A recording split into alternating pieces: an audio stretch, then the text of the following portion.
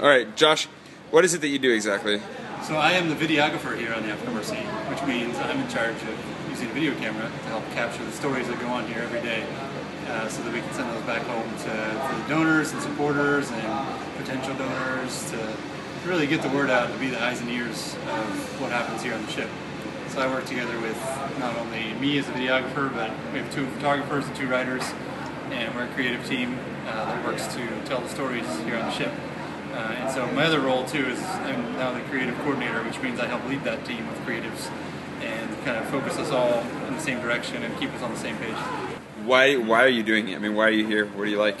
The reason I really came out here is I just really love telling people stories. I've been doing video for years and years, but a lot of it, what I was doing before was recording meetings and doing training videos, which is needed and, you know, paid the bills. But really where my passion is for really using my skills and with videography to help people tell their stories, like the patients here who, you know, no one's talked to them for years. Often they're outcasts, but here, as they're getting to go through this physical transformation with surgery, I'm really glad to be part of the process of them beginning to heal socially and emotionally as well by sharing their story with us, and then in turn that story, sharing the story back home, because so many people can't believe back home that the stuff we see here is real. If there is something that you wish people understood back home about what it is you do every day, what would it be?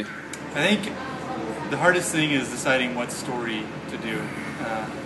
Because here on the African Mercy there's always 10 awesome stories happening at any minute, and knowing what to focus on and what to pick and trying to find the storyline to follow is really a challenge, as it's all happening all at the same time. So being a one-man show, when it comes to video, it's a little more of a challenge to focus in on that one story. So I'm hoping that yeah, people just understand that there's so many more stories than what you actually do see that go on every day. And you know, if you get a chance, read some blogs, talk to people that you know that have been on the ship, or just check out our Facebook page, because there's so much happening here that's amazing. When you say one-man show, what do you mean? So a one-man show, I like to bring up the example. We actually just saw some pictures of when the 60 Minutes crew came and did their interview, and they had 2 camera guys, a sound guy, 2 producers, and a professional seasoned interviewer who's Scott Pelly. And me, I do it all. So I'm sound, I'm lights, interviewer most often, and I have to run the camera at the same time. So what usually takes a team of people to do, I have to do by myself, which is, you know, how it works here. But I'm glad to be here and be doing it. So the challenge of being the sound guy, we're not in a studio here.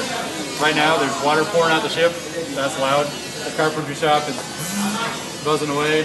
There's a bunch of patients coming up here with their cell phones and chatting. And there's just never a quiet place, so we're about as far from the studio environment as you can get out here.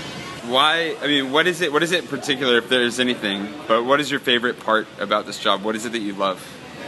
I really love just seeing people come alive as they like the patients see come alive as they come to the hospital, and they really just, in the beginning often they're very reserved and quiet and they don't want to talk to you or really talk to anybody, but as they interact with the nurses and staff and with us as we follow their stories, they really begin to open up and share. And it's like the great moment is when I get to interview a patient and them just really open up, and often I don't really know what they're saying until a couple of days later when I get to get the interview translated by our translators, because we do it in their interviews in whatever language they're most comfortable in.